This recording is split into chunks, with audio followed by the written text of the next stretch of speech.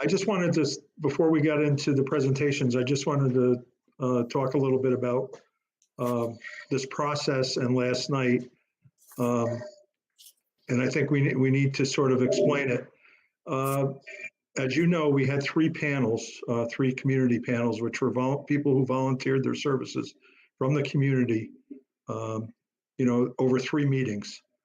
We then had this panel, and the idea is to have the sheriff do a presentation talking about, what their department's about, what they do, what some of their policies and procedures are, and so on. And then we wanted the town police departments and village police department to do the same.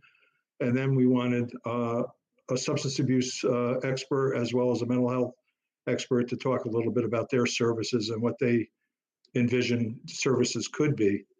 We're doing all this to lay a foundation.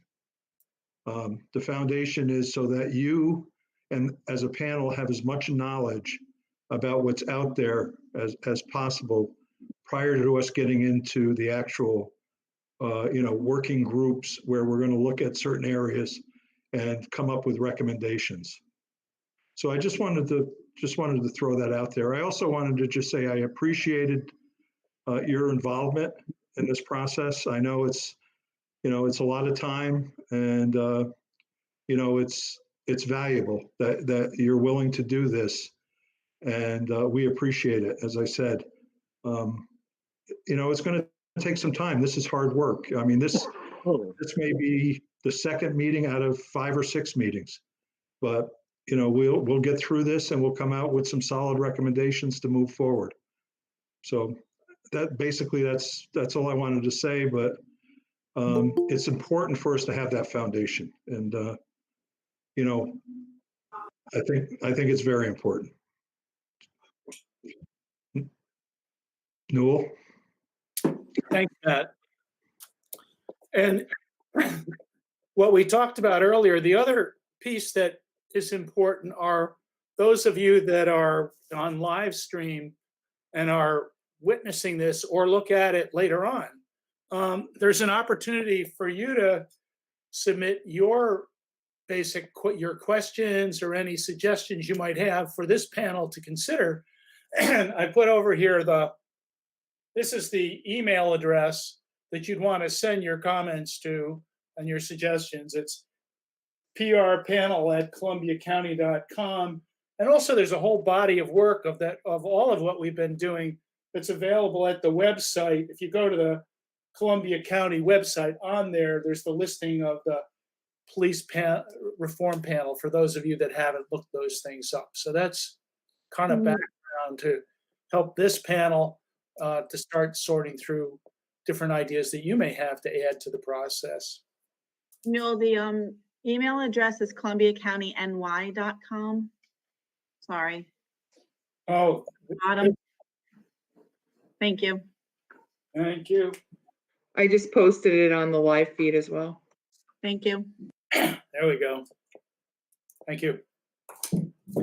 So we're going to continue this evening with what Sheriff Bartlett had started last night, and we're going to hear first from, as Matt said, from 3 of the town police departments, and then we're going to hear from the various mental health and drug-related services that are available in the county. So we're going to start off with a presentation from Chief Kevin Marchetto from the town of Greenport and what he wants to say.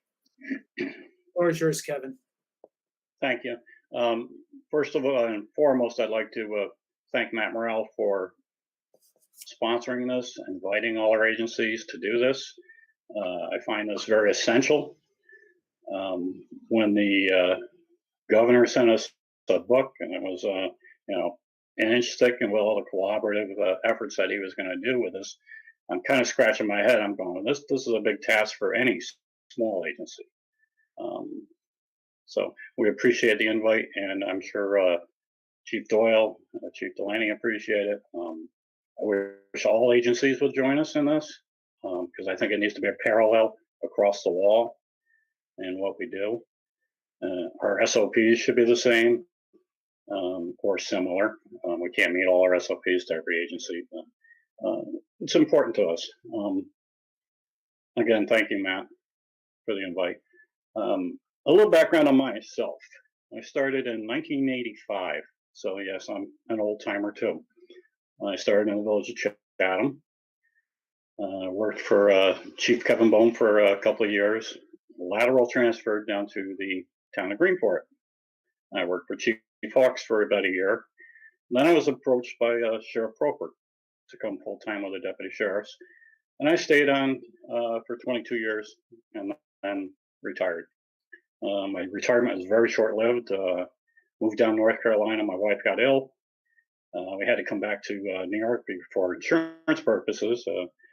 And she ended up passing away. And a month later, I get this call and asking me to come down to interview for the town of Greenport. And I found it very demanding at the time. It was only a month since I had lost my wife. And I said, you know what? I had had all this experience. Let me share it with the town. I know the town had struggled with chiefs before and the OICs and so on and so forth. So that was my task putting forward. I said, well, 2 years, I'll be out of here. That's it, 2 years. So I'm here 11 and a half years later. And finding and seeing from 1985 until 2020, the changes in law enforcement. In 1985, going through the academy and a little bit of our use of force policies, not once was anybody ever instructed to this day of a chokehold. And I think that's very important to put this out here. Not once. It is not trained. Strikes to the head are not trained. They're actually not even allowed.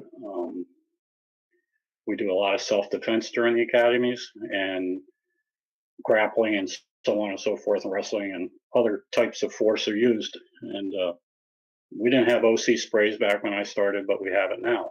And I think OC spray is fine. Every officer is struck with this. We all survived. Nobody dies from it. And then we had tasers. And tasers always seems like this big word everybody throws out there. Oh my God, I got tased. Well, I just had one of my female officers just get her qualification. She is 125, 130 pounds. She took it, 5 seconds, a full ride on the taser, and survived. And she did a very well job, stood right up and never fell. The taser is a 5-second electrical bolt that is issued, and you have about 5 seconds to apprehend your suspect that you're tasing. You know, repeated use is frowned upon. There may be a second strike used to control subject, depending on his drug use, what he is on, intoxications, you know, pain issues come into effect then. But guys are trained to apprehend, no chokeholds, and handcuff. And that's the end of the story. And there's not an instructor that I ever went to that never said anything different. When he's handcuffed, the game is over. Set him up, put him in your car, and bring him to your office. So as we work through the taser strikes and everything, I find it very essential to have them. We also do our firearms training. The county lets us use the range. We do it yearly. Could we use it again twice a year? Yes, we could. Everything comes down to budgets, of course. I mean, the sheriff spoke about that last night. Everything is a budget. We're also working on body cams. I just did a bid.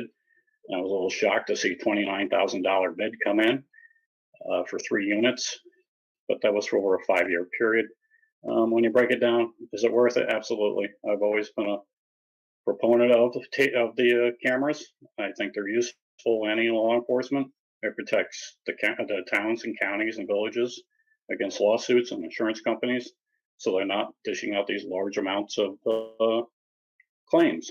And the cameras also back up, like the sheriff said last night, the false claims, brutalities, because what was there wasn't there. And it's simple to prove when the cameras are on. and funding would be great for that. It would be nice if maybe even the insurance companies would buy us these cameras. I mean, the money they make off of every town, municipality, etc., they can afford them.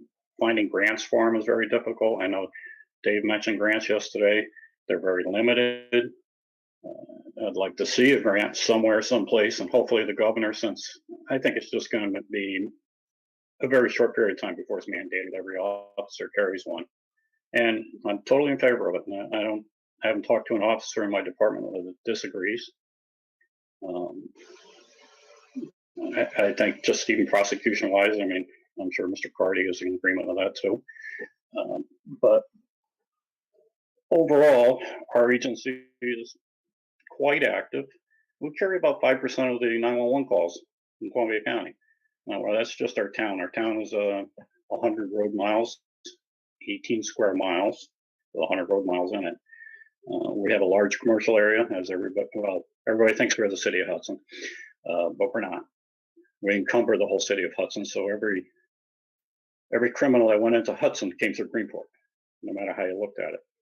So it's daunting at times as we back up city of Hudson, we back up the sheriffs, we back up the state police, and they back us up, and we all need that, absolutely.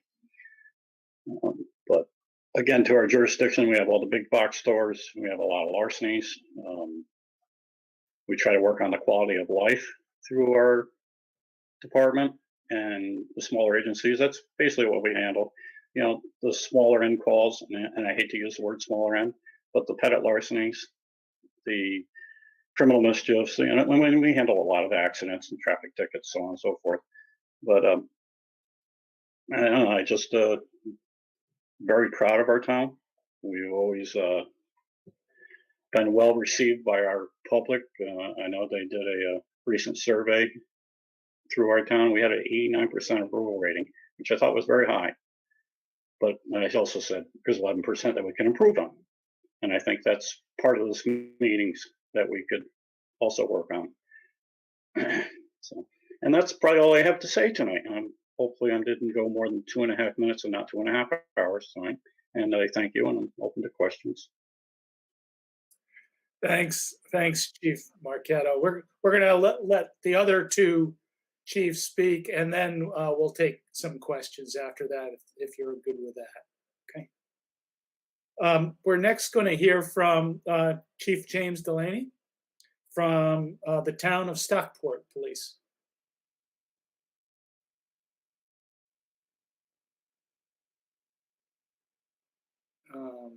Let's see here.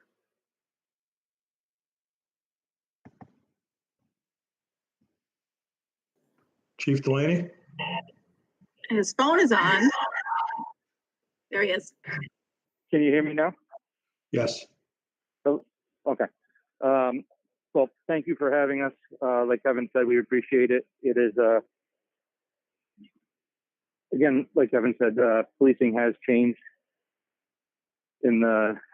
over time. I started my career in 1997 with the city of Hudson. I was a patrolman, a detective. I ended my career in 2017 there as a lieutenant. After I retired from there, I went to the Greene County Sheriff's Department part-time for a couple of years, and then left there to become the chief in Stockport. We rely heavily on the Sheriff's Department for assistance in helping with cases and with a lot of our training. And we're a very small town. We're the smallest town in Columbia County. It's 13 square miles. We handle a lot of traffic tickets, small crimes such as criminal mischief, petty larcenies, anything major or bigger than that that's going to be time consuming, we turn over to the Sheriff's Department most times. The department is very small. There's, including me, 6 officers. Everybody is, again, part-time, work a day or 2 a week. We handle a lot of traffic is the main thing that we do. That and court security. We focus a lot on community policing and quality of life and just being a presence for the town and trying to make things better that way. I agree with everything that Chief Marchetto said as far as the tasers and pepper spray and body cameras. The problem with body cameras, and he had said it as well, is the cost associated with them. Without a grant or some sort of assistance, I don't know if a town like Stockport could even afford to have them. And I feel at this point in time that they're almost a necessity for the same reasons that Chief Marchetto said. They protect the officers, they protect the town, they protect the individual that's being interviewed by the police or having the encounter with the police. But other than that, there's really everything else has been covered by the sheriff or Chief Marchetto. We're just a small town, just a small number of officers, just trying to keep people safe and do the best we can. Okay, well, thank you, Chief Delaney. Let's next hear from Chief Vernon Doyle, who's the chief for the village of Philmont. Good evening, everyone. And again, I'd like to thank everyone as well. I'm a firm believer in the positivity that's going to come out of this panel. I look forward to being part of the panel and what it can do to enhance the quality of life for everybody within the county. I'd like to thank Matt for inviting our departments to join this panel, because as Kevin stated, when we got these books and we just started going through them, it was like, wow, this is like very overwhelming. And but it was a task that we had to do, so we would have marched through it. And so again, we appreciate it wholeheartedly. So the village of Philmont, we have 11 part-time officers that work and patrol the village of Philmont. We actually have a population of approximately 1,500 residents, and we patrol 7 days a week with a little bit of a flex schedule by day. We patrol to meet the needs of the village and the village residents. And, like Kevin, we're pretty much one street for Greenport. We have a couple square miles for our total village. So, in the blink of an eye, people say, it's like, don't blink, you'll be through the village. But we're pretty active. We have a lot of things that go on in the village of Philmont. We handle approximately 300 plus calls a year. So on average, it's almost one call per day if you break it down. But so it's a busy little area, and we're kind of tucked out of the way. And we rely heavily on the sheriff's department, and we rely heavily, for support from the state police, because, obviously with some cases we need the backup. With us, we're pretty unique.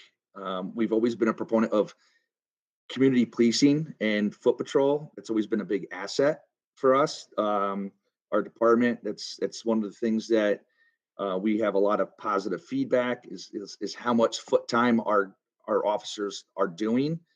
We interact with the community, and it helps when you are, on foot in the face of the residents and the general public. In these past meetings, we talked about, I heard a lot of folks mentioning communication, training, and all of that is very important, right? Because, what does that do? It enhances the quality of every police officer for every agency with the training, and the sheriff hit, many buttons on the training. And quite honestly, if it wasn't for the sheriff's department, we wouldn't get a lot of that training. I thank Sheriff Bartlett for what he does, taking these part-time agencies per se under their wing to get us the training that we do need. Out of the 11 officers that work in the village of Philmont, there are 3 of us that are actually members of the Columbia County Sheriff's Department on a part-time status. So that also helps, because we we're getting the training. We know what's expected from a county level, and we're able to bring that into our department. So as far as support, we need that from the county, for the sheriff's department, because Sheriff Bartlett does a lot for our department. I can't say that enough, from range to every aspect. Right now, one of the things that we've piggybacked on, and as far as training, is the NYMAR online training, and we're part of that now. So all the training that we've been doing for the sheriff's department, the Village of Philmont police officers are actually doing that as well. We were able to piggyback on that at no cost to the village. So that is the type of things that go on and that are needed for our part-time agencies. It all boils down to, really it's shaping a better tomorrow today, right? And it's putting our people first. And when I say putting people first, it's everybody. It's every person that lives in this county, whether you're law enforcement or a civilian. We have to put each other first. And this panel, I think, leading the charge of what we're doing is going to help all of us. I look forward to it. We have, we talk about mental health. I mean, it's important for us. Some of this training that I'm going through with the sheriff's department, and that we're bringing to our folks. We have the Hearth right here in the Village of Philmont. We've been working with the folks at the Hearth. I've been a member here. I've been a member of the Village of Philmont Police Department for 25 years. And for my entire time here, we have interaction with the Hearth. And there's special needs folks. So it's important for our department to have as much knowledge and training as we possibly can with that kind of stuff. So I welcome this, and some of the folks that are on this panel, and some of the the people that they talked about, like their experience and their expertise. We're looking forward to that. So at the end of the day, one of the other things that kind of went around is, when people talk about, you see the defunding and of police and things like that.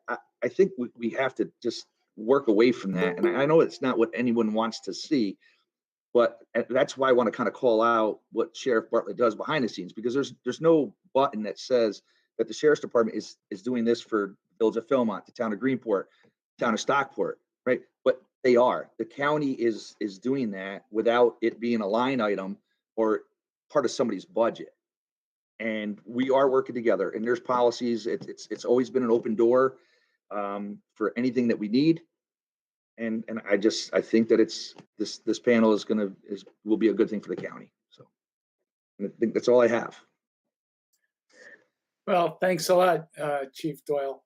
Does anybody have any questions for any of the three chiefs that they'd like to, put your hand up? Bill Hughes, I see you've got a hand up. Yeah, mine's is simple. For each one of you chiefs, if you could tell me what would be the minimum qualifications for getting hired on your department. Let's start with Kevin. Minimum qualifications is the academy. They have to be a graduate of the academy. We usually do our own field training through the academy. If I sponsor somebody, I'll pick them up and do our field training. I have field training officers all certified.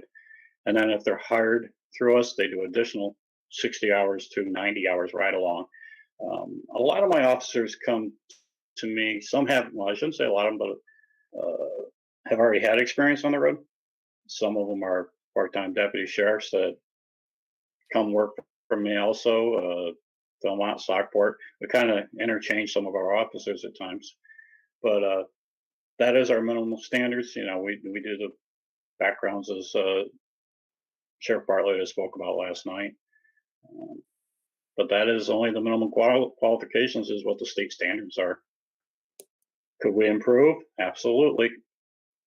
But it does come down to budgets again. Chief Delaney? Our minimum qualifications are very similar to Greenport's. They have to be certified through New York State.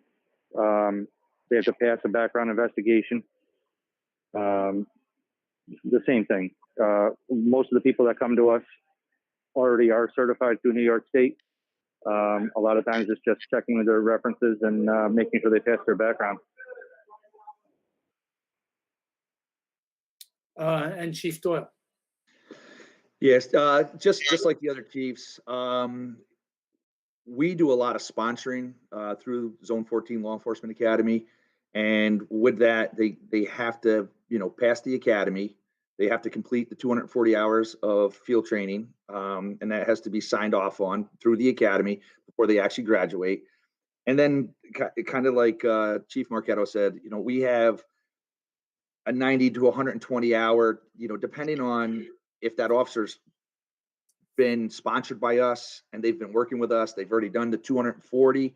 So at that point in time, it's signed off. So now it becomes a process of them working on their own. But a lot of times we do also with that sponsoring, one of the things I didn't mention when we talk about, the sponsoring is I have been a big supporter, and I've known Greg Mosley for years and years and years with the Operation Unite, and the sheriff talked about that. We're one of the departments that are on board with that as well. One of my officers would generally go down and actually present and work with some of the folks that are interested in law enforcement, and we've actually brought them on and actually had interaction with them here, and some of them have come through us and been sponsored. So, but basically the same thing. It's the academy is the key thing. Okay. Thank you, Chiefs. Mayor Johnson, you have a question? Yes, good evening. Thank you for the chiefs for your insight. I was wondering, are there any areas in your departments that you would say need improvement? Let's start with Chief Marchetto. Yeah.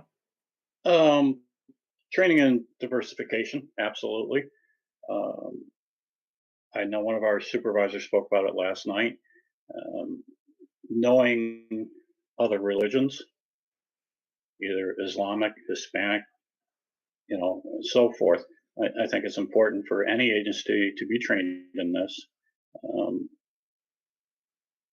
We also need probably some more self-defense training, more than once a year or whatever we're doing it, quarterly. And I think every officer should have some type of good self-defense. So we're not looking at the stranglehold and the deaths of George Floyd. I mean, I saw that. I was absolutely disgusted with it, as there's probably not a person on here that didn't believe that. But that came down to training. And I think that's what you'll see in the end of the trials, is the training that officer received was inadequate. And again, Sheriff Bartlett has always welcomed us on any type of training. And I would like to see maybe the college has always offered up rooms to become, not more pro police, but allowing more training throughout, every 6 months, every quarter. An improvement in that I see essential right now. Chief Delaney. I would say without a doubt, training. Training is key. It's critical for everything. Training in all aspects, everything from cultural diversity to defensive tactics to search and seizure. The laws are changing. Society is changing. Without the proper training or constant training, you get left behind or you make mistakes and you have problems. I would 100% say training. And Chief Doyle. Yeah, I would just like to echo with the both both Kevin and Jim stated. Training is key, and to be specific to it, as I said just a little while ago, mental health. That's the mental health training and resources.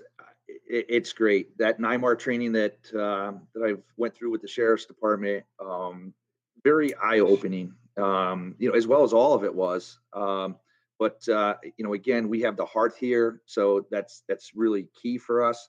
and to be on our game with that, it's going to be important. And, as well as substance abuse. So, but those are two key things along with, what the other chief stated. Okay, thank you. Beth, did you have a question, Beth Schuster? Or did you?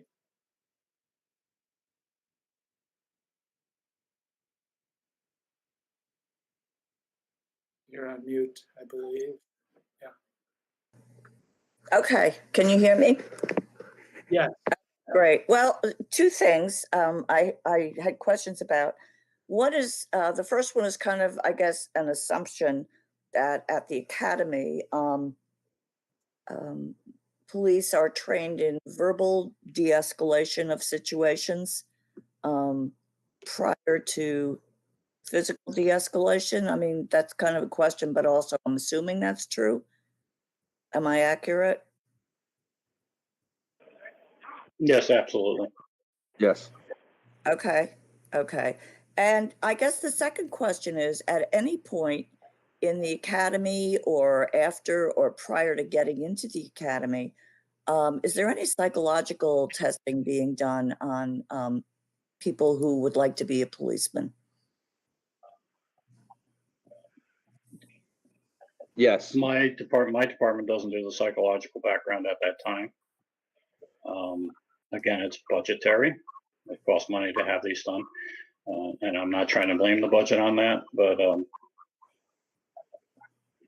we haven't enforced that.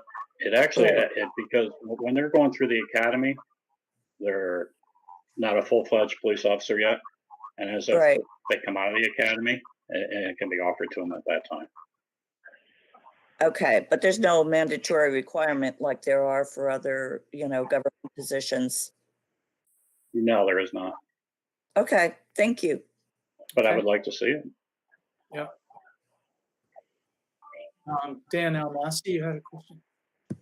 Yes, thank you. My question is similar to what Beth was touching on with her first question. As far as the mental health training that's been referenced, can each of you talk a little bit about what that might look like? For example, do the officers receive mental health training that goes into detail as far as what the signs and symptoms of the different mental disorders look like or might present like when a person is in the midst of, let's say, a manic episode or a psychotic episode?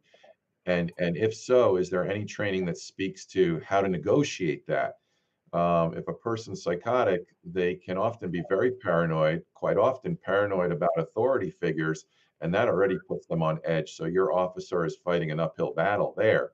So are they trained in things like active listening, motivational interviewing? These are evidence-based practices that are very well known in the therapy fields, but I'm just wondering if the trainings that the officers receive when you mention they're trained in mental health, if it touches on any sort of points like that.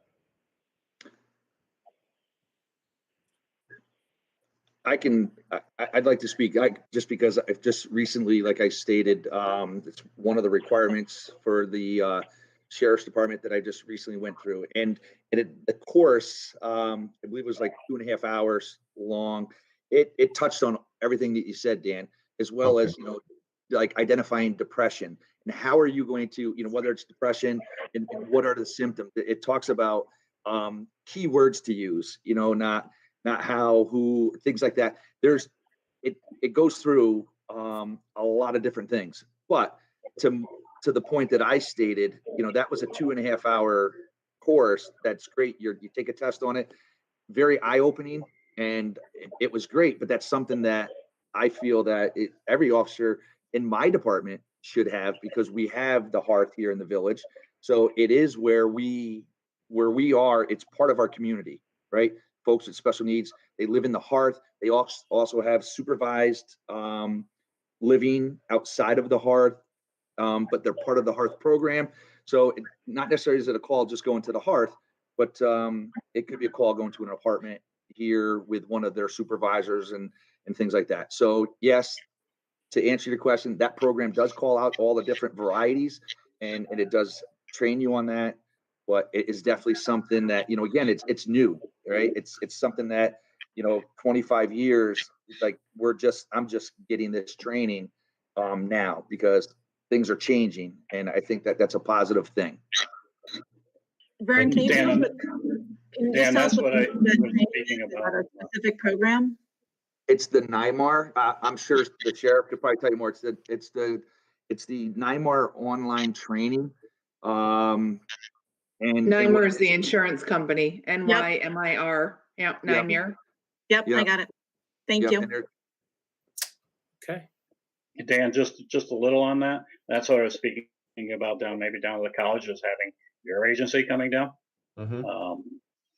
Like I said, quarterly, every 6 months, yearly. I think it's an essential training. And as Chief Doyle just said, we do the NYMER training too. And again, it's all new to us. All my officers have just recently attended the NYMER training, and it's all an online course, and it's not a course that you can just sit there and slide through it. You actually have to answer questions, and you're tested, and then you're issued a certificate when you're completed. Well, I'm really pleased. And with it's that. also interactive too. When the officers are taking these different NYMER courses that we do here at the office and other agencies utilize, there's different scenarios that you have to go through and pick from. Right down to TBI or somebody with different types of medical conditions. And if you don't pick the right thing, you have to go through the whole thing again. It's all interactive, so you just can't sit there and click, run it, and walk away. Right. Well, just thank you so much for the responses, and I'm so glad to hear that this is happening, and that it's happening now is really a positive. They've talked for a long time. I'm sure everybody on this call is aware that jails are the new institutions because they've done away with the institutions. So all of the folks that were in the institutions ended up on the street, and then some of them ended up in the jails. So law enforcement being on the front lines of that, I think it's really important for them to have this improved understanding, and the openness that I'm hearing exists is really wonderful. So thank you. Thanks, Dan. Mike Benvenuto, you had a question? Since we brought up Zone 14 Academy, I was wondering if the sheriff could just briefly touch on that, where it's held, how many weeks, who sponsors it, who the trainers are. Just briefly go over that if possible. 6 or 7 months. Sure, Supervisor. Zone 14 Academy, we're located in Zone 14 in the state. There's law enforcement zones all around the state. Zone 14 is down at Columbia Green Community College. We use 2 different academies here at the Sheriff's Office. We use Zone 14 at Columbia Green, or we go down to DCSO, Dutchess County Sheriff's Office, because they'll run a full-time academy where if I have to get somebody through in a couple of months compared to numerous months. Zone 14 at the college here would start roughly in September and go till March or April. Part-time, Mondays, Wednesdays, Saturdays, some Sundays if you have a heavy topic, firearms, evac, so on and so forth. Evacs, emergency vehicle operation. We work together in conjunction with the college. It's a very good partnership. The young men and women that go to this academy, they end up paying a college tuition to go there, or if they're picked up by an agency, a full-time agency, then the agency would pay for that. When I went to Zone 14 many years ago, it came out of my pocket. But in a brief snapshot, that's what Zone 14 is. We're one of the last part-time academies left in the state, but the state is very particular on their academies. They are very stringent as far as the rules and regulations, and they watch everything. And the reason why we're still in business down here, training everybody from Greene County to Ulster County to Columbia. We've had them come down from Washington. That was one long ride for that individual every day. But the state's keeping an eye on everything, and they really respect the academy down here, and that's why it's ongoing. And it's a great group of directors and a great partnership with the college. Thanks, Sheriff. Sarah Sterling, you have a question? Yes, thanks. I think this is a great discussion. I'd like to go back to the beginning, to the civil service test. I know Bill Hughes and I have had many discussions about this. And back when Bill and Greg Mosley and Rick Scalera had their, I don't know what you call it, a mini academy or something, a wonderful program here to get people started. So we asked about the civil service test and if we could have a class for that, and apparently you can't. You can't give anybody any prep, which doesn't make sense to me. Like you can take SAT training and all of that. And on the Board of Supervisors, most of the jobs that we have in-house are you have to take a civil service test for. And so many people don't know how to take that test. I mean, there's some classes online, but I think if we could somehow get a prep class, something with the college, or just teach people how to take how to start taking a civil service. You know, you're not going to give them the questions, but beginning help, because if they can't take that test, you can't do any of the rest of it. Thank you.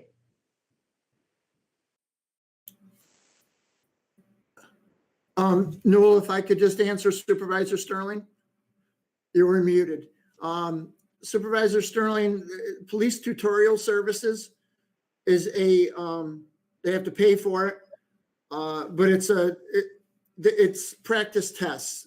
They'll never give you a real test, but it's practice tests that you can take to try and score better on civil service tests.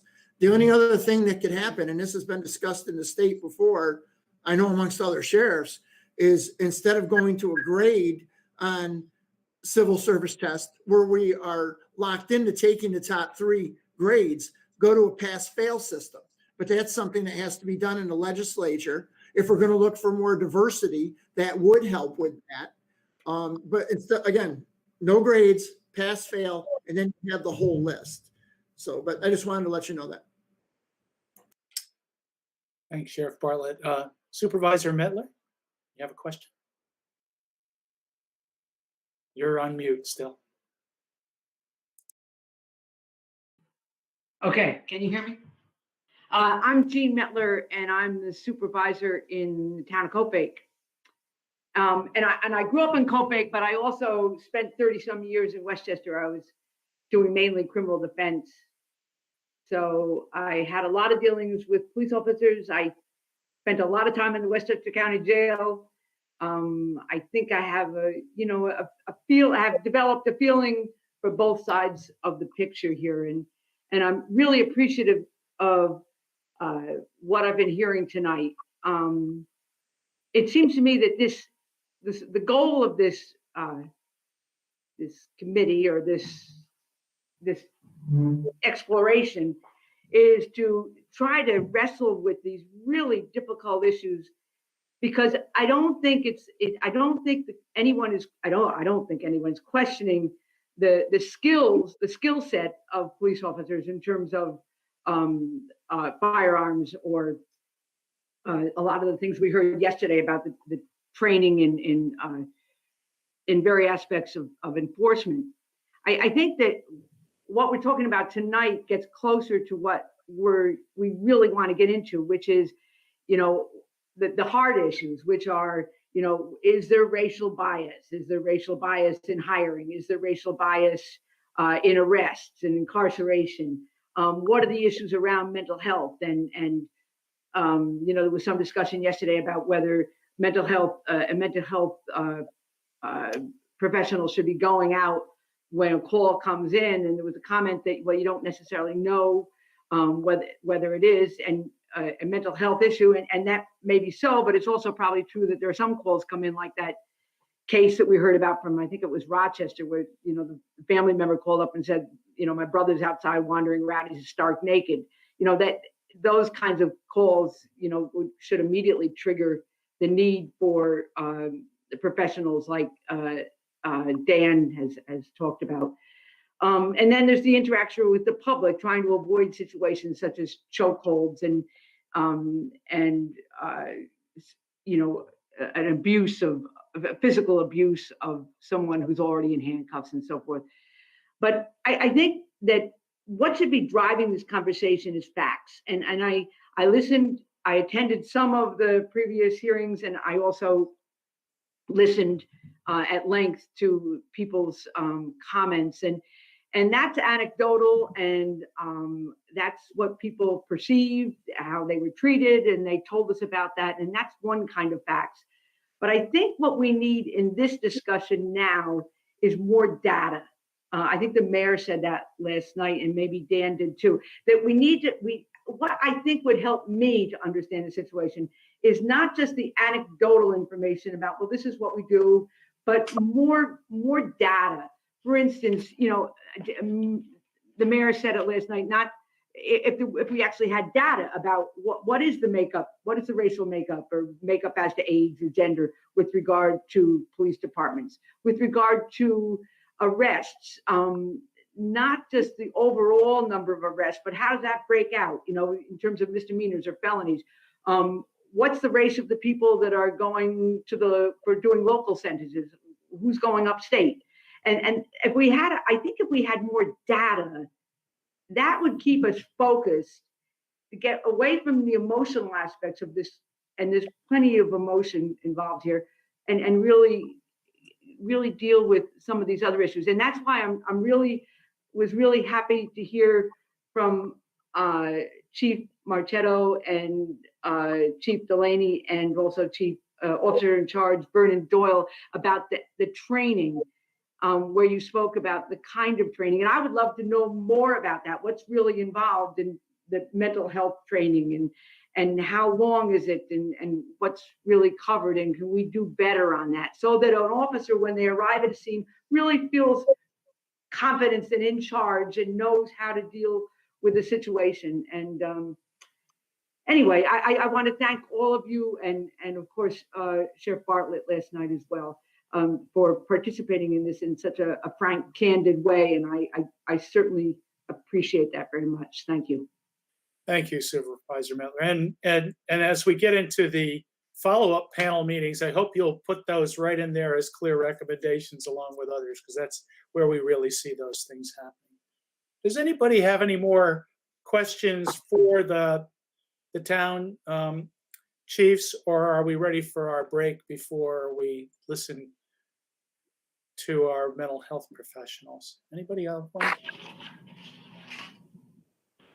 Otherwise, let's take 5, right? And we'll all be back here, and we'll listen to the next group. Okay, let's take a 5-minute break.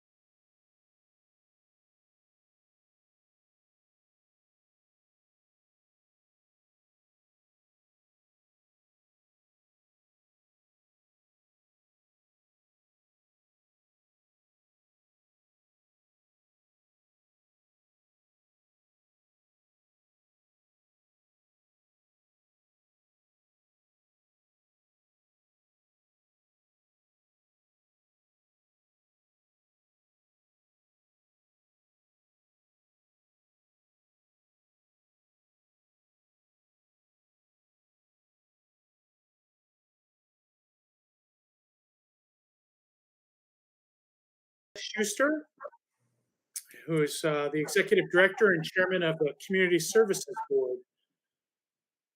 Beth? Hi, I'm actually pretty privileged to be able to be around people that are elected officials and police. This is an elite group of people in Columbia County, so thank you. I am the Executive Director of Twin County Recovery Services, and I'm also the Chairman of the Columbia County Community Services Board. The Community Services Board oversees alcohol and substance abuse services, mental health services, and also IDD services in the county. But I'm here tonight to speak primarily about my own agency, Twin County. So I started at Twin County in 1978. So coming up on like either 42 or 43 years here. So I know the county well. I've watched changes in the police forces, in the leaders in local government. So I feel pretty comfortable. I feel very grateful that I've had a really nice run with some wonderful people and a lot of supporters of what we do. So let me get to what we do. Our programs are licensed by New York State Office of Alcoholism and Substance Abuse Services, and we are overseen by them both fiscally and in every other way. We get surprise audits every year or two or three, depending on when they feel like popping in and checking charts and seeing what we're doing and seeing that we're following regulation and seeing that we are prioritizing our patients over all else. And that's as it should be. And I can very proud to say that over the years, we've done very well with these audits because the people that work for me and also myself, I mean, we take this very seriously. We wouldn't be in this field for fun because it's really not a lot of fun. We get great satisfaction when people do well. And, you know, we grieve when people don't do well. And it's not a disease that a lot of people get to recover from. So what we have services in both Columbia and Greene County, but I'm just going to talk about Columbia tonight. Our outpatient clinic and our administrative offices are located down on Power Avenue, used to be Have Incorporated. The state redid our building, did a beautiful job. Anybody's welcome to visit.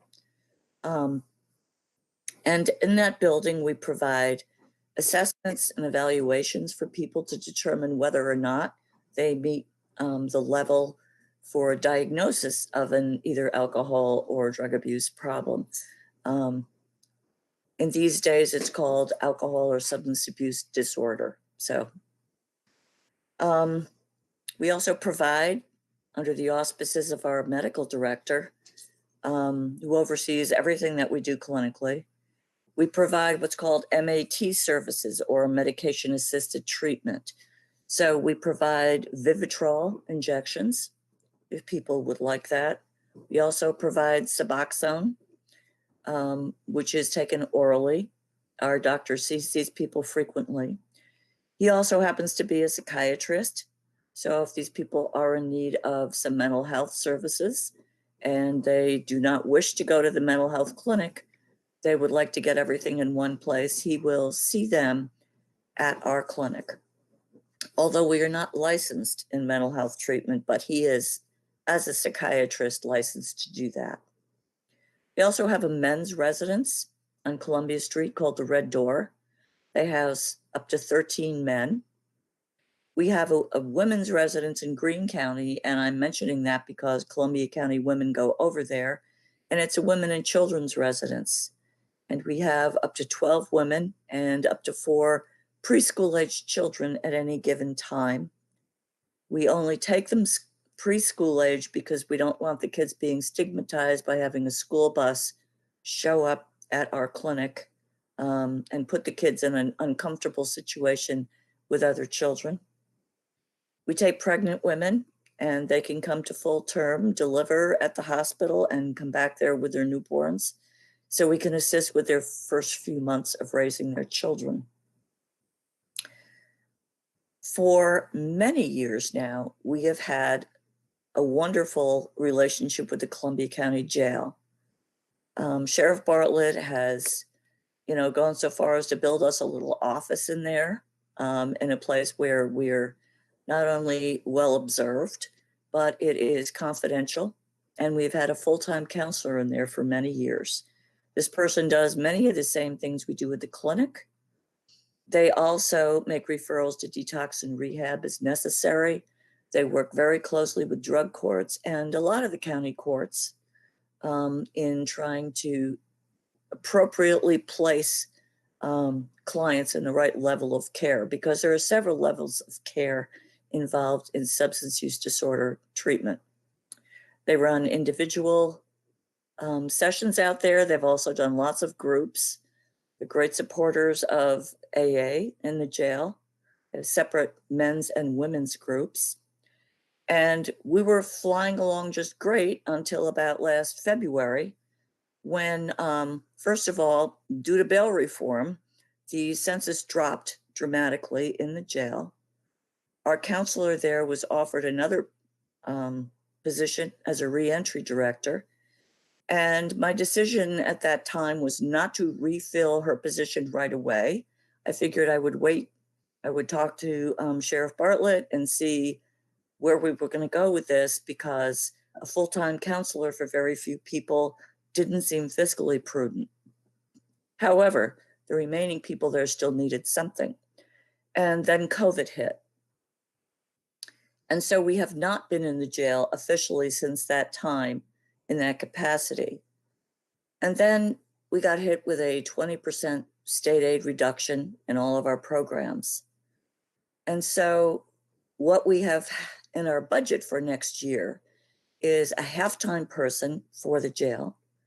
And rather than a licensed clinical counselor, we would like to have a peer counselor in there, as they do extraordinarily well with people with substance use disorders. Due to my schedule and the sheriff's schedule, we haven't even had a chance to sit down and talk about this. I'm sure we will. And, we'll figure out some kind of services going forward. We are flexible. If there are other needs, we will try to meet them as best we can, because we believe that once someone is incarcerated, sometimes it's the best time to intervene and try to engage someone in a treatment program. So funding issues and other issues have, interfered with that particular scenario. The most recent, really well-accepted program that we've had over the last couple of years is called Greener Pathways. And a lot of people don't realize that Greener Pathways is actually part of Twin County Recovery Services.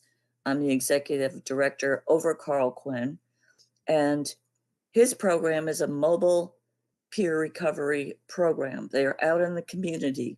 They will go to the jail. They go to the emergency room. They work very well with the doctors there and the nurses there. That's also a bi-county program. They have a large van that they can take places. They have other vehicles that they can take places. They meet people who are reluctant to come into treatment but are having serious addiction problems. And so they are willing to meet them in the community, either at their home or McDonald's or wherever they can, to talk to them and try to motivate them towards engaging in some kind of either treatment program or other recovery program. The people that are met with in this program are not required to go to our outpatient clinic. A lot of people don't want to do that. They are wary of going to the clinic. That's fine. We get it. So that's one of the reasons this mobile outreach program has been so successful. There's no coercion there to do anything. It is all totally voluntary. I'd like to mention something else while I'm talking here. Years ago, a lot of judges and attorneys referred people to us so we could work with people at our clinic, report back as to how they were doing, The standard of recovery at that time was abstinence. We do a lot of urine drug screening. We do a lot of intervention. We did a lot of referring to higher levels of care if someone could not stay clean and sober, as was the term at the time. Our state office has completely changed the way they view substance use disorder. We are no longer allowed to urge or insist anyone to complete outpatient treatment if they don't want to. They pretty much get to select what kind of treatment they want to do if they have to do any. They can refuse to go to group. They can refuse urine drug screens. And they can select only to see our doctor if they wish for medication and not be involved with a counselor. Personally, I think I understand what their motive is behind this. They just want to get people in rather than keep them from coming. However, the counseling, the outpatient clinic counseling, is a lot more than a chit chat. And it really helps rebuild the lives of people once they stop using, or encourage them to stop using, and turn their lives around. I don't see a lot of point in trying to work with people who will continue to use, and it's okay with the regulatory agencies because at least they're seeing somebody once a month, even though they're not doing what perhaps we think they should do. This has really changed our clinic, these regulation changes. It's also changed our relationships with courts and probation and parole.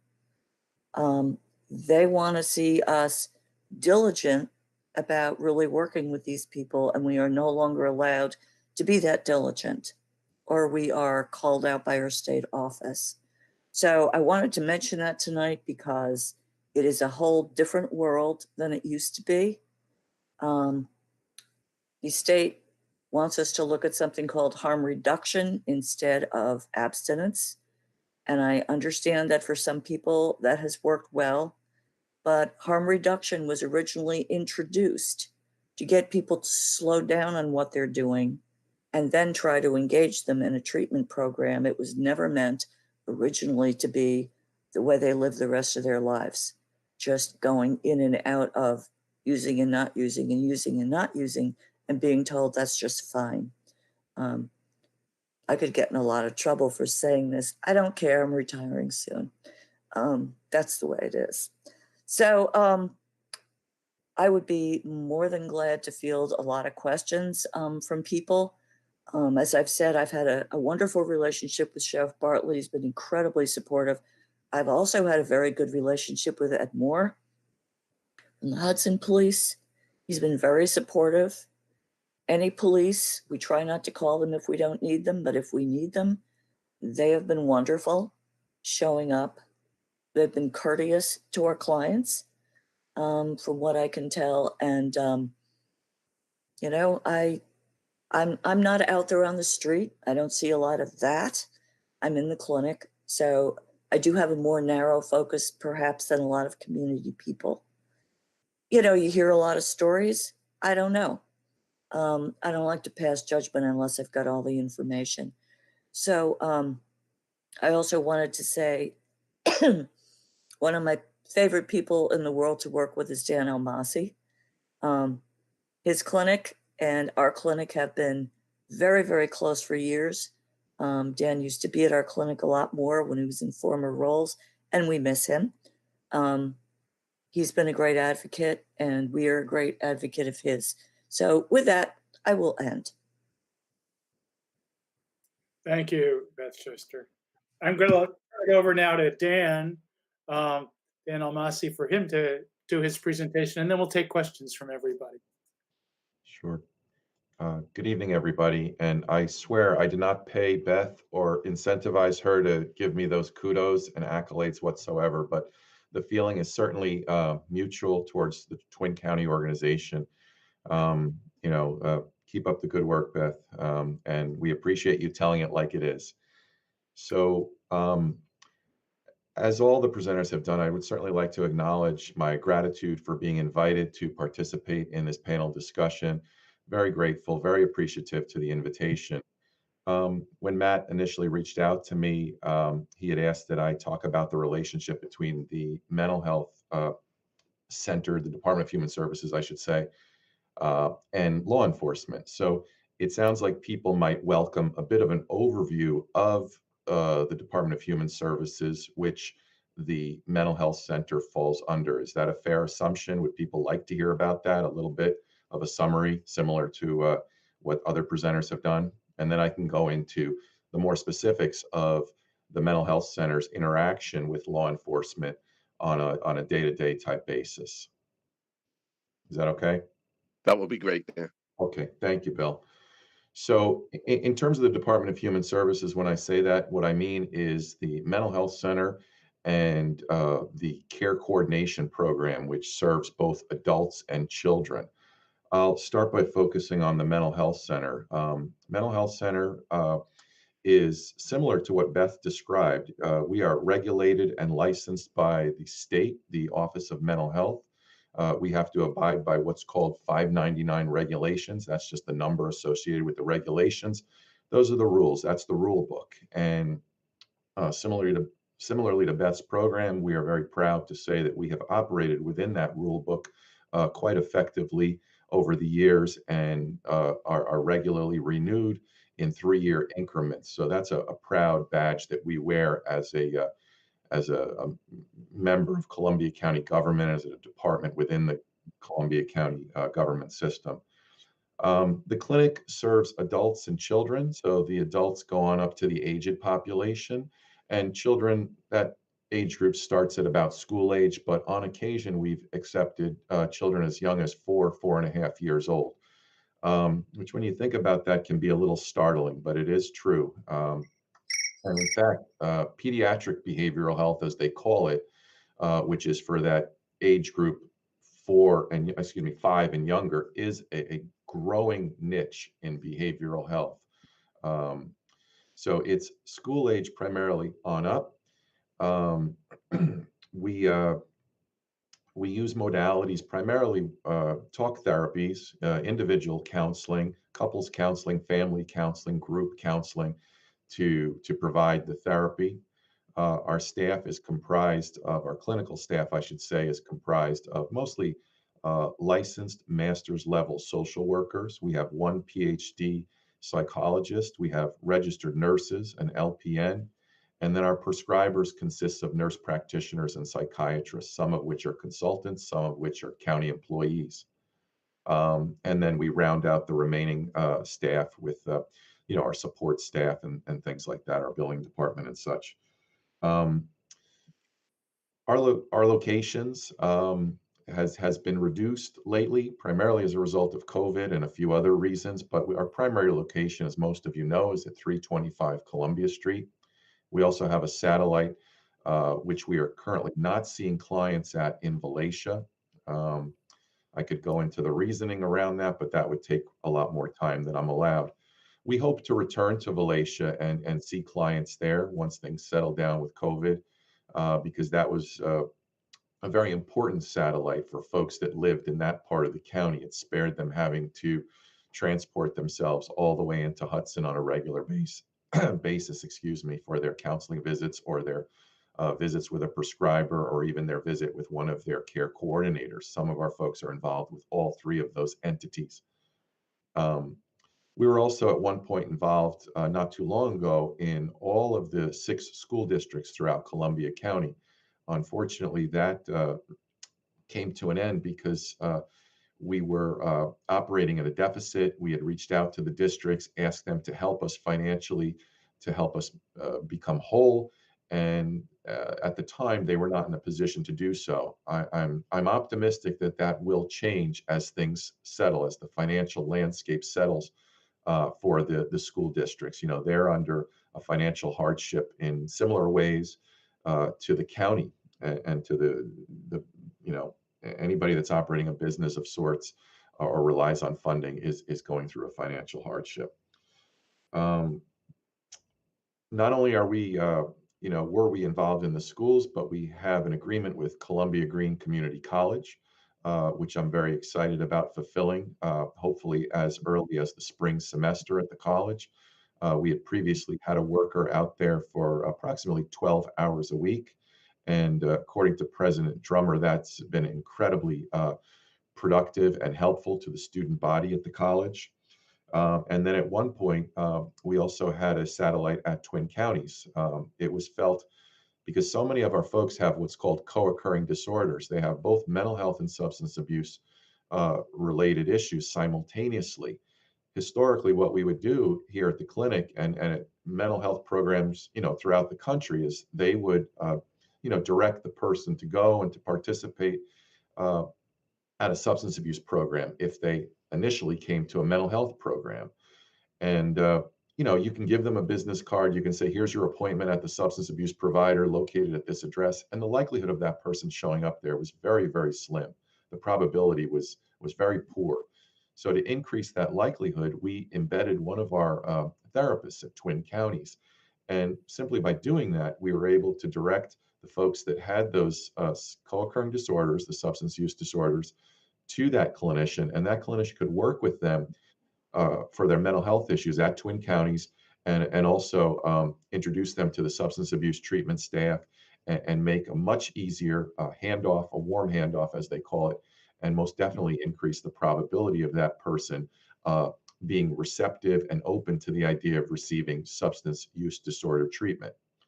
Now, to that note, both ends of the spectrum, ourselves here at the Columbia County Mental Health Center, as well as Twin Counties, have done incredible work to raise our personal bars, our clinical knowledge and expertise when it comes to, the other world, meaning the mental health people have become more knowledgeable over the past decade or so about substance abuse and how to treat it and how to work with people who have substance use disorders, and vice versa. The substance abuse community has embraced the nuances of treating a person with mental health issues. Beth alluded to their psychiatrist and his ability to prescribe psychotropic medications for folks with mental health issues. So that's all gone a very, very long way in terms of, not necessarily having to send a person to all over the map to receive help. It takes a lot of courage to come and ask for help. So once a person does that, we want to be in the best position possible to be able to offer them the help for whatever it is they need. I'll move into a little bit about the care coordination, because I haven't spoken much about that. Care coordination developed just shy of 10 years ago. Prior to that, it was referred to as intensive case management. So we operate care coordination for both adults and children. And if you think about care coordination, it's kind of like case management. That's the term that a lot of people are familiar with. What it does is, just like it sounds, it assists an individual who has multiple needs, who may be involved with multiple providers. If you think about it, our folks that we serve are complicated in that they have quite often a mental health issue, and as I've said, a substance abuse issue. Now, in addition to that, they often have medical issues. If a person is mentally ill, if they're depressed, or if they're in the process of a serious mental illness such as schizophrenia and they're psychotic, chances are they're not taking good care of themselves. So they might not be eating properly. Therefore, their nutrition suffers. They might not be addressing their medical conditions, such as a diabetes condition or a heart condition. So when we get them, we try to assess their overall well-being.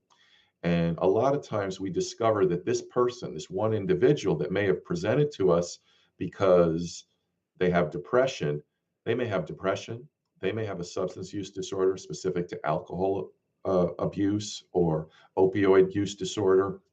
And on top of it, because of those issues, they've neglected a medical condition. So they need to be connected to a primary care physician.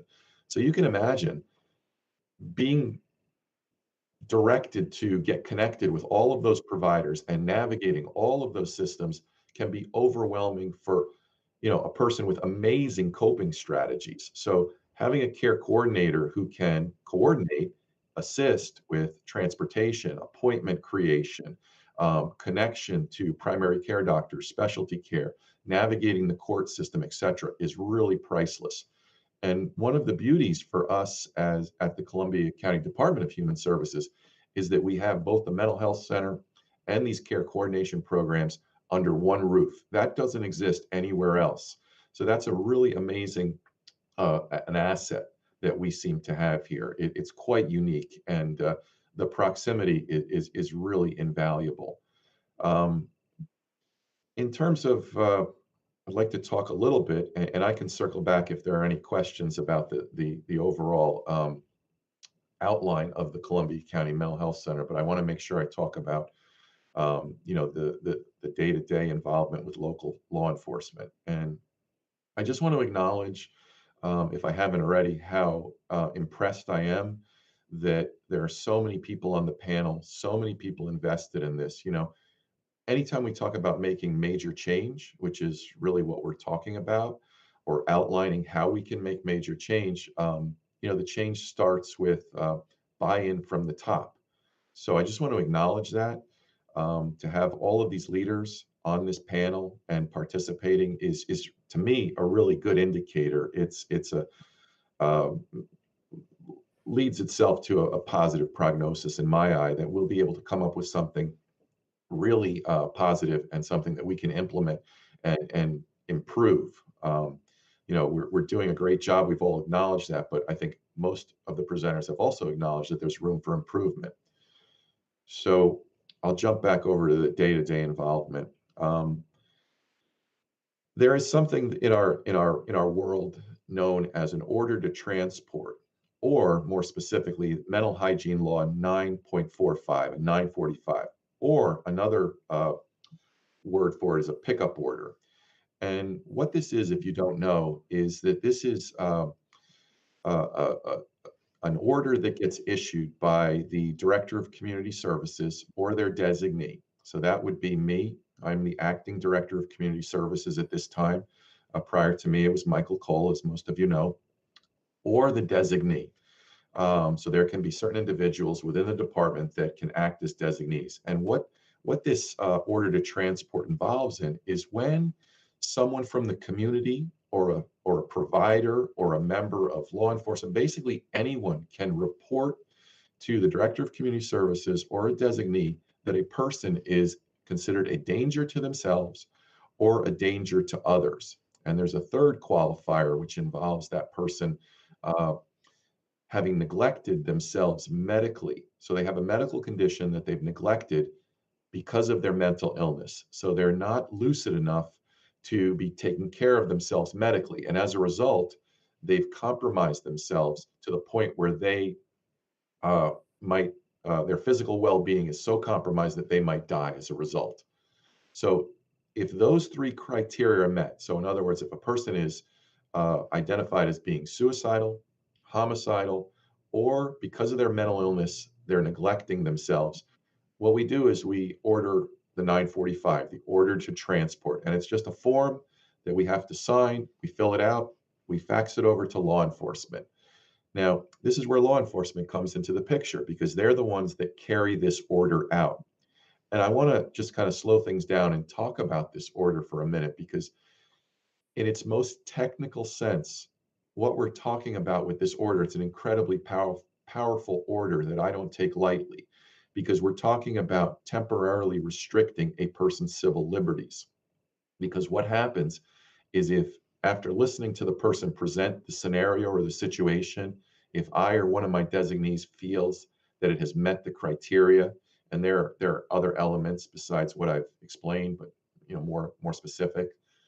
But if we feel that it's indicated, then what this means is that law enforcement can go out based on this 945, this order to transport, and regardless of what that person wants or doesn't want, they will have to take a ride with that police officer in the police car or an ambulance to the hospital and be subject to an evaluation at the hospital, where their mental status, as we call it, their mental well-being, will be evaluated. And if the doctor at the hospital determines that they are, in fact, a danger to themselves, others, or have neglected themselves medically because of their mental illness, they will be involuntarily hospitalized for a period of 72 hours. And then that 72 hours gets renewed in those 72-hour increments. So that's a really big deal. Now let's think about this. So we at the Mental Health Center are calling upon our brothers and sisters in law enforcement to go and interact with someone who we know is not well, to put it lightly. They are agitated. They are thinking of harming themselves. They are thinking of harming someone else, or they're so out of it that they're not taking care of themselves to the point where they could die. So that's a pretty charged situation that we're asking law enforcement to respond to. So I just want to kind of paint that picture. And I have to say, I have to take this moment to just say, they have done that, responsibly, admirably, and flawlessly. I can't think of a situation where, one of these 945s has been carried out in a way that, has been botched or handled in a way that required some sort of scrutinization. So I'm very grateful for that. But I just want to emphasize that, we're partnering with them in this context in a way that we're really relying on them to go and intervene in what is already has the potential to be a pretty sticky situation.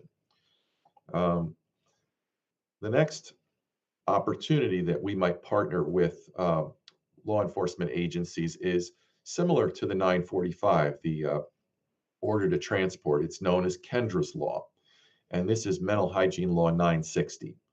And this is connected with assisted outpatient treatment. So what this is in a nutshell is a person has met certain qualifications for a court to issue an order that person has to comply with outpatient mental health services. So, some of the things that contribute to this type of an order is that person has been deemed unlikely to be able to survive safely in the community as a result of their mental health issues. They have a history of a lack of compliance with treatment. So treatment has been offered to them, they've been referred, they just haven't been compliant. They're not likely to participate voluntarily. So they've shown us that by their history of a lack of compliance. We get a sense that, no matter what we do, they're just not going to voluntarily participate. So an order is drawn up, it's presented in front of the court, and if successful, the judge will support the order and say this person has to attend mental health services. So where the 960 order comes in is when a person is out of compliance with that order. And that happens in a few different ways. That person may not show up for treatment, so they're out of compliance with the order. Many times, these individuals do not do well with taking medication. They're not compliant with taking a pill or a tablet, let's just say. So they're on injectable medications. Several of the psychiatric medications can come in the form of an injection, which will last for a period of 30 days. So that has its advantages. So they have to report here to the mental health center, and one of our registered nurses will administer that injection. So if they do not show up or materialize for that appointment, we can issue this 960. And similar to the 945, what the 960 does is it allows law enforcement to go out, find this person, and then bring them to the emergency department. The emergency department will evaluate them and make a determination as to whether they need to be hospitalized for those 72-hour increments involuntarily. So again, this is a pretty significant thing that we're asking law enforcement to do. There are times when we issue the 960, the person goes to the emergency department, they meet with the doctor at the emergency department, and they are released. So not all of these instances where a person is brought to the emergency department result in a person being hospitalized, but in some cases, that is the outcome. So those are two instances in which we, throughout the course of business, could be interacting with law enforcement. We also rely heavily on them for wellness type checks. A lot of times, we just want to be able to put eyes and ears on our people. Excuse me. We're not able to get a hold of them. Law enforcement has been great. They'll gladly, without hesitation, respond on our behalf in the community, check in on the person, report back to us, and give us any pertinent or information that we've requested. One thing I didn't mention about the Columbia County Mental Health Center in terms of the services that we offer is our after hours on call program. So this is a program, much like it sounds, when we end our usual business hours, which are normally 8 to 5, and on Wednesdays and Thursdays, we go as late as 7 p.m. so that we can accommodate people that, work during the day and such. We have an after hours on call program that kicks in. So this after hours on call program is in effect 365 days a year. And anybody can contact this after hours on call. Where we interact with law enforcement is quite often, or not often, but with some regularity, we get calls from the jail. The jail will contact us and say, we have an inmate. This is what's going on. They just got brought in. They are appearing unstable. We need you to come in and put eyes on them. Or, in this new COVID world, we've been speaking to the inmate over the phone, or at times, I believe, with a video connection.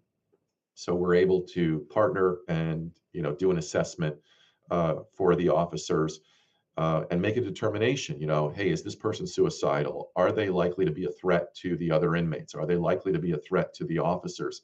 Do they need to be kept on a close watch or a one-to-one status?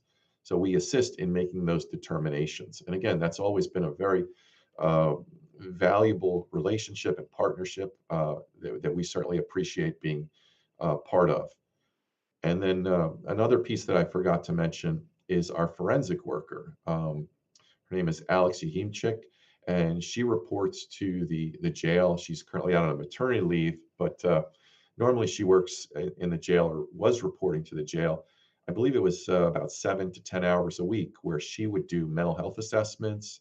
She would assist in those determinations, whether an inmate should be on a one-to-one or a close watch or be part of the general population. And she also offers ongoing counseling to an inmate that's incarcerated and is appropriate for being seen for their mental health issues. She collaborates with the nurse at the jail and also the doctor, Doc Johnson, at the jail, as far as medications and things like that. And then finally, I just want to, recognize the interaction that we have with the sheriff's deputies in our lobby. They play such a huge role in, keeping us safe, making sure that there's no weapons or any sort of threats making their way up to the third floor, where we're located at 325 Columbia Street. But it's more than that. They have been very engaging with our clients. They have, I think, shown them a very different face of law enforcement. Sometimes our clients have had, what they would describe as less than positive interactions with law enforcement. And to see, Todd and the other officers that partner with Todd in the lobby has just been a real priceless relationship. So I'm very grateful for that. And that concludes my presentation, but I'm certainly open and would welcome any questions about anything I've said, or any questions that people have about the mental health service, the mental health clinic, and the care coordination program. Thank you, Dan. That was very thorough. I think we all appreciate that. Does anybody have any questions for either Beth Schuster or Dan El-Nasi? If you do, do a hand raise on your screen, and I'll call you. Oh, come on now. You've got Bill and Kevin with their hands up. Chief Marquetto. Hi, Dan. Yes. Do you see in the future, I've been a part of these 945s many times. They're very dangerous calls, as you're aware, as you're saying. Do you see in the future you riding with us on these calls? I have yet to have a worker come with me, or my officers. Yeah, this is the part, Chief, that I didn't get to, which I didn't know if this was the appropriate venue. But as far as recommendations, I was prepared to talk about a few ideas, which, it would be wonderful if we could somehow coordinate having some sort of a mental health worker. I don't know if it would be someone from the clinic. We'd have to, certainly get creative, but maybe it's MCAT, maybe it's some sort of a mental health peer specialist that could somehow accompany law enforcement when they respond to these very emotionally volatile 945 and 960 requests. I think it would go a long way We touched on this yesterday as far as, certain departments throughout the country have paired a behavioral health worker with an officer. Sure, there's logistics to that in terms of how that would be operationalized. But I think if we say to ourselves, well, how can we solve this problem instead of what are all the barriers and get stuck with the barriers, I think we can do a good job of moving ahead. One thing I would love to see, and this has already been kind of started, which is in regards to the with the opioid use disorders and the overdoses.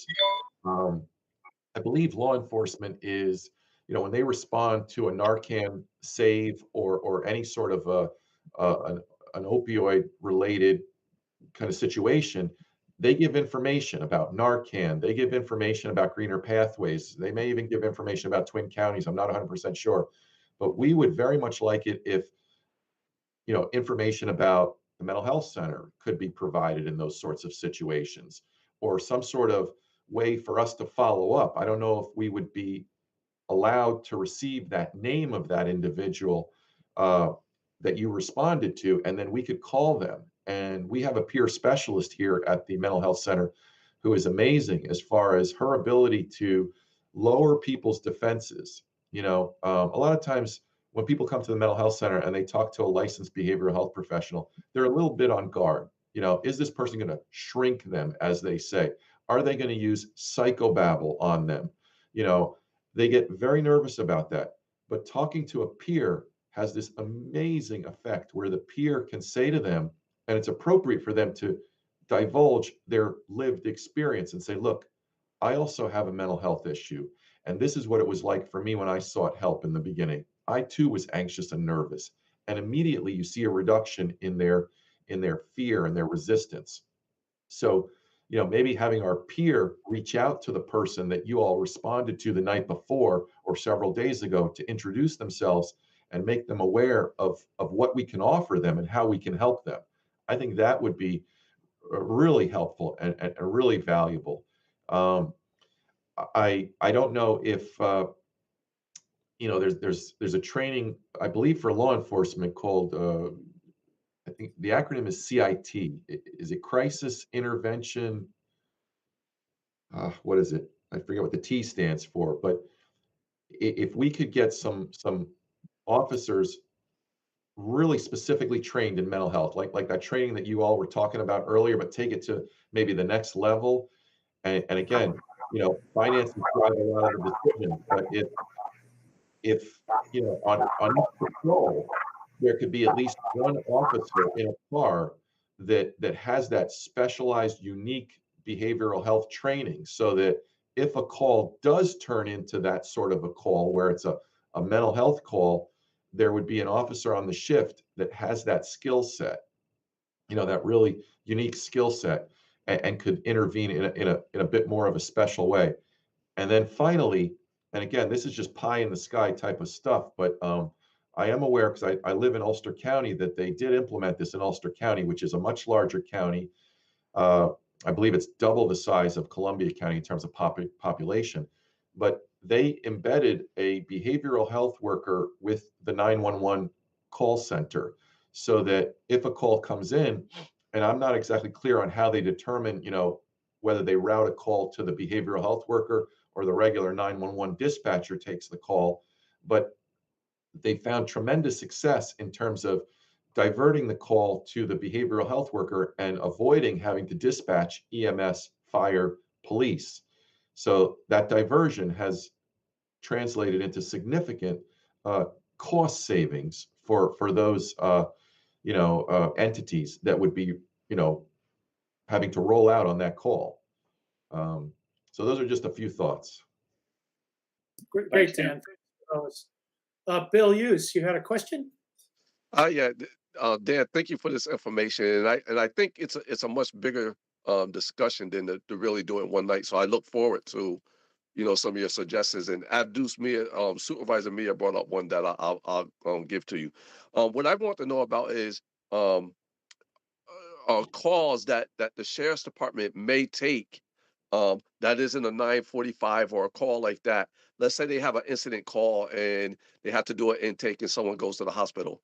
One, are you guys notified upon the delivery of that person that is taken to the hospital? And if so, are you keeping statistics on that?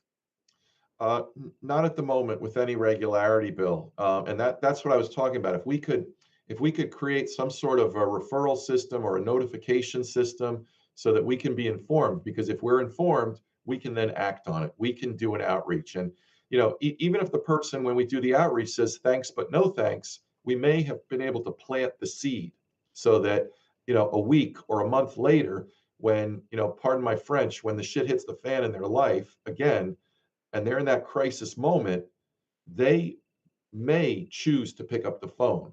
It's all about planting the seed and cultivating the relationship. And as we know, it doesn't always germinate immediately. It takes time in some instances. So that would go a long way if we could get that information. If a system could be created where we could be on the receiving end, because those are potential referrals. Those are definitely people who have needs and could benefit from us talking to them about how we could address those needs. And they can either accept or decline, but the seed has been planted.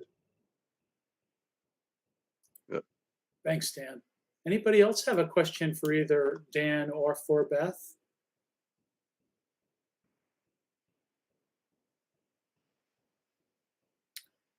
Well, if there are no more questions, let me turn the mic back to Matt. Okay, next steps. Have we agreed on the dates, Noel? I think we're talking the 16th, right, of December? The 14th and, I'm sorry, the 15th and 16th. 15th and 16th. And I haven't had a chance to talk to the sheriff yet. Does that work for you, Sheriff? December 15th and 16th. Yes. The 15th is no good for me. Okay. The 16th works though, yes? Yes, sir. And do we want to try? Well, we let's start with that one. Let's see if we can get the next one. Right. Let's try to coordinate that offline. Okay. Yes. All right. So what we're planning on doing, which is different than what we originally planned, is instead of trying to do 4 breakout groups in one night, we're going to do 2 breakout groups, which is going to be basically 11 and 11 people. That way, each person on this panel will serve in 2 breakout groups, the first night and then whatever the second night is. So you'll at least have the opportunity to work on half of the breakout groups. And then at the end of that session, everybody will come back together and we can report, the 2 breakout groups can report out on what they came up with. And then the second day that we do this, it'll be the same thing. It'll be 11 and 11. They'll meet for how long do you figure, Newell? Hour and a half? And an hour and a half. And then everybody will get back together and we'll report out again. Yeah. So I think it works better than try to do it in one day. It would be a very long day. Yeah, we won't do it in one. We won't do it in one day. Let's make it. The whole time would be 2 hours, but the groups would be for about an hour and a half. Okay. So the 16th is the first one, and once we get to the 16th, we'll figure out the second date. And this is where, as I said in the beginning, what we've been doing up to this point with the community groups and this group is laying the foundation. Now, moving forward, hopefully we'll develop some ideas and product moving forward that can be presented. Matt, are we looking at 6 o'clock start time for that? I would say yes. Okay, thank you. Sherry will send out, as she's been doing, we'll send out the links, we'll send out the time. And Any issues or concerns with that? No, sounds good. Sounds good. Well, again, All right. thank you for putting your time in on this. We recognize it's a major investment, but we'll certainly expect the return on investment in the end. Okay, If I might, I just want to thank Sherry because she's been great in organizing and reorganizing this and getting us all the information we need. This is not easy. It's like herding cats. So thanks, Sherry. Thank you, Beth, very much. thank you, I Beth. appreciate it. Well deserved. Thanks, Sherry. Thank you. Yeah, this is turned into Sherry's mission, and I think she's doing a great job. Getting a lot of gray hair, Matt. Yeah, well, me too. Thanks, everybody. All right, hey, thank you all. Thank you. Very much. informative Thank you. tonight. Thank you. Good night.